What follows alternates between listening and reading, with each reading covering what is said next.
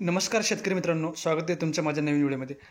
शेतकरी मित्रांनो, आजच्या व्हिडिओमध्ये आपण बघणार आहोत की गव्हर्नमेंटने जनसमर्थ पोर्टल हे चालू केलेले आहे. या पोर्टलमार्फत तुम्ही कशा प्रकारे पीक कर्जासाठी अप्लाय करू शकता आणि तुम्हाला कशा प्रकारे पीक कर्ज हे भेटणार आहे आणि त्यासाठी कोणकोणत्या बँक ह्या मंजुरी केलेल्या आहेत, तर संपूर्ण माहिती आजच्या व्हिडिओच्या माध्यमातून आपण बघणार आहोत. तर शेतकरी मित्रांनो, जनसमर्थ पोर्टल हे खास शेतकऱ्यांसाठी चालू केलेलं आहे. या पोर्टल मार्फत तुम्ही किसान क्रेडिट कार्डला अप्लाय करायचे आहे आणि तुमचं पीक कर्ज जे आहे ते तुम्हाला किसान क्रेडिट कार्ड मार्फत भेटणार आहे मित्रांनो. तर ते पीक कर्ज जे आहे ते तुम्हाला तुमच्या फार्मर आय डी लिंक केलेल्या आधारवर त्यानुसार तुम्हाला भेटणार आहे मित्रांनो. तुम्ही जर चॅनलवर नवीन असाल तर चॅनलला सबस्क्राईब करा आणि बेल आयकॉन जरूर दाबा मित्रांनो. असेच नवनवीन व्हिडिओ आपण चॅनलच्या माध्यमातून आणत असतो. तर संपूर्ण व्हिडिओ बघायचा आहे, बिलकुल स्किप न करता. तर मित्रांनो, चला पाहूया आपण कशा प्रकारे आपल्या पीक कर्जासाठी आपण अर्ज हा करायचा आहे आणि त्याचा लाभ आपण कसा घ्यायचा मित्रांनो. सर्वप्रथम आपण क्रोम ब्राउझरवर यायचे आहे आणि क्रोम ब्राउझरवर आपल्याला जनसमर्थ पोर्टल हे आपल्याला सर्च करायचे मित्रांनो. सर्वप्रथम आपल्याला क्रोम ब्राउझर ओपन करून घ्यायचे आणि क्रोमवर आपल्याला जनसमर्थ पोर्टल हे आपल्याला सर्च करून घ्यायचे.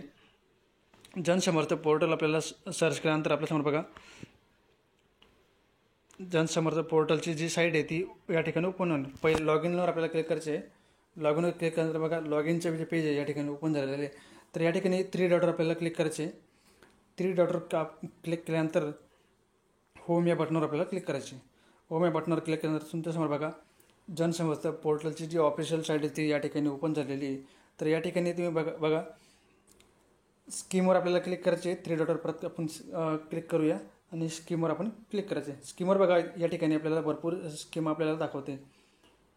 तर या ठिकाणी आपल्याला भरपूर दुसऱ्या नंबरची बघा ॲग्री लोन किसान क्रेडिट कार्ड या बटनावर आपल्याला क्लिक करायचे आणि खाली यायचे. परत खाली स्क्रॉल केल्यानंतर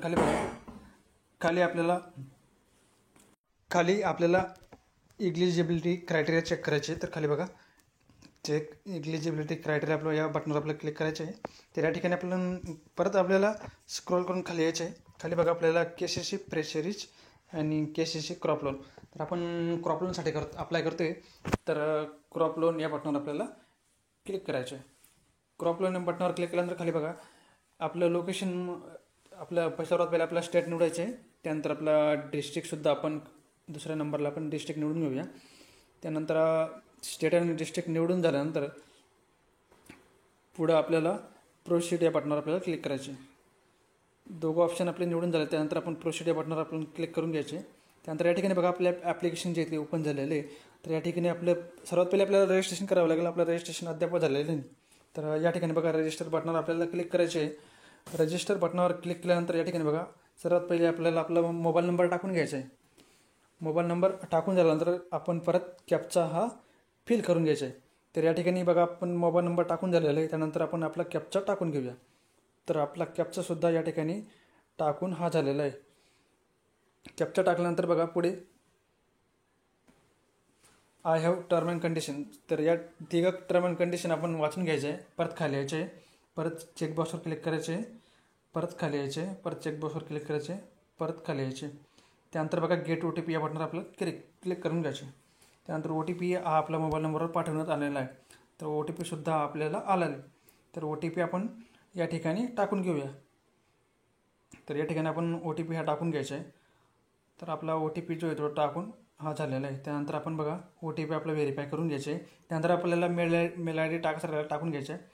त्यानंतर आपण खाली स्किप बटनावर क्लिक टाकलं तर गुड, नाही टाकलं तर काय प्रॉब्लेम नाही. मेल ID नाही नसेल टाकायचं स्किप बटनावर क्लिक करायचं आणि आपलं या ठिकाणी बघा अकाउंट लॉग इन हे झालेलं आहे. तर या ठिकाणी बघा ऑल गव्हर्नमेंट स्कीम. त्यानंतर या ठिकाणी बघा होम दाखवते, ॲप्लिकेशन दाखवते आणि स्कीम दाखवते. त्यानंतर आपलं सर्वात पहिले आपण काय किसान क्रेडिट कार्ड हे सिलेक्ट केलं तर या ठिकाणी आलेलं आहे. तर आपण कसं प्रोसीड या बटनावर आपण क्लिक करणार आहोत, कारण की आपण किसान क्रेडिट कार्डसाठी अप्लाय करतो आहे. त्यानंतर या ठिकाणी बघा रिव्ह्यू डिटेल या ठिकाणी आलेलं आहे. आपलं स्टेट पण आलेलं आहे आणि आपण KCC क्रॉप लोनसाठी अप्लाय करतो आहे. आपलं स्टेट आलेलं आहे आणि आपला डिस्ट्रिक्टसुद्धा आलेलं आहे. त्यानंतर कंटिन्यू बटनावर क्लिक करायचे आणि या ठिकाणी आपण एक बँक सिलेक्ट करायची, कुठल्या बँकेद्वारे तुम्हाला पीक कर्ज पाहिजे. तर या ठिकाणी बघा आपल्याला कोणती बँक पाहिजे पीक कर्जासाठी ते या ठिकाणी तुम्ही ती बँक सिलेक्ट करू शकता. ती बँक सिलेक्ट केल्यानंतर तुम्हाला खाली बघा खाली परत कंटिन्यू किंवा प्रोसेस 2 बटन आपल्याला दिसतील. तर प्रोसीड या बटनावर आपल्याला क्लिक करायचे. खाली बघा डाऊनला डायरेक्ट परत खाली यायचे. खाली डाऊनला आपल्याला बघा ॲप्लिकेशनच्या खाली प्रोसीडचं ऑप्शन दिसते. तर प्रोसीड या बटनावर आपण क्लिक करून घ्यायचे. त्या ठिकाणी परत आपल्याला नेक्स्ट करायचे. नेक्स्ट केल्यानंतर या ठिकाणी बघा या ठिकाणी अप्लाय नाव बटनावर आपल्याला क्लिक करायचे.